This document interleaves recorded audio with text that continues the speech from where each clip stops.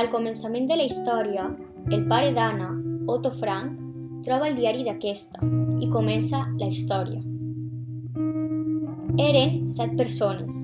La família d'Anna, que constava del pare, la mare i la seva germana, el senyor i la senyora Van Damme, el seu fill Peter i també el senyor Dussel, que va ser l'últim en arribar. Vivien amagats a l'anomenada Casa de Darrere, ubicada al magatzem industrial del pare d'Anna. A aquest amagatall s'accedia per una porta tapada per una prestatgeria que estava al despatx del magatzem.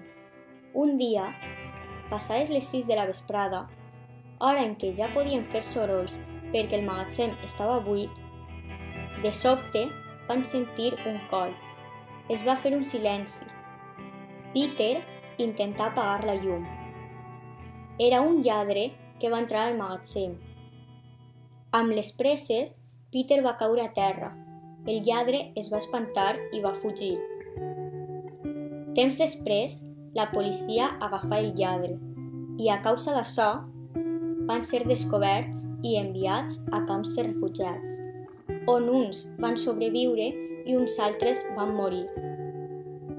Finalment, Otto Frank tanca el diari. Ell encara no sap si la seva filla està viva o ha patit la mateixa sort que els altres.